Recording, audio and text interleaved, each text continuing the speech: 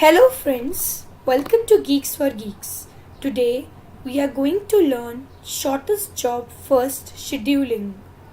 Shortest job first or shortest job next is a scheduling policy that selects the waiting process with the smallest execution time to execute next.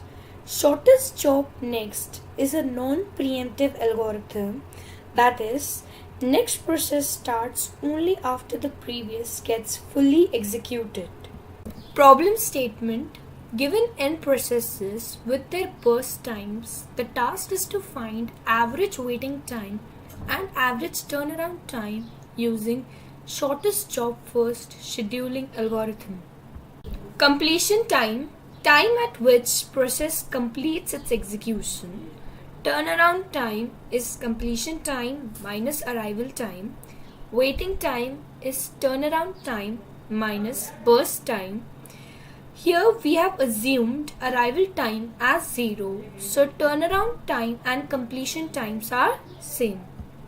For example, processes P1, P2, P3, P4 are first sorted according to their burst time. So they execute in the order 4, 1, 3, 2.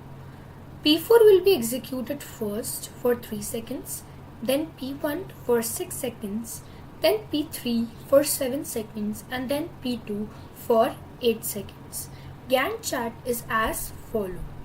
P4's waiting time is 0. P1's waiting time is P4's waiting time plus P4's burst time, that is 0 plus 3. P3's waiting time is P1's waiting time plus P1's burst time, which is 3 plus 6, 9. P2's waiting time is 16. Average waiting time is 3 plus 16 plus 9 plus 0 divided by 4, which equals 7. 3, 9, 16, 24 are respective turnaround times for P4, P1, P3 and P2. So average turnaround time for would be 3 plus 9 plus 16 plus 24 divided by 4, which equals 13. Now let's look at the implementation. Sort all the processes in increasing order according to their burst time. Then simply apply first come first serve algorithm. We first create a structure named process which has process ID and its burst time. In the main, we create an array of process data structure.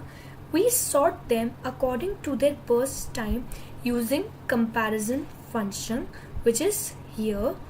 Comparison process A process B, return A dot PT less than B dot PT. That is, it is sorting the array according to its burst time. Let's look at the code. To find the waiting time, we first initialize waiting time of 0 as 0, as first process need not to wait.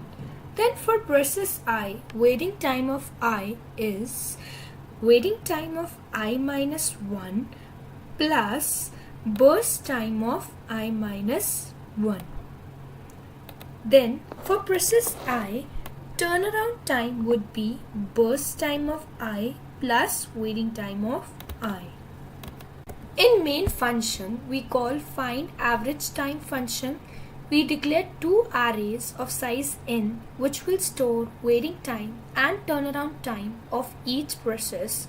Here we call find waiting time, then find turnaround time. By this we calculate total waiting time and total turnaround time and print waiting time and turnaround time for every process. At last, we print the average waiting and turnaround time. Thank you for watching this video. I hope you like this. Please leave us your likes and comments.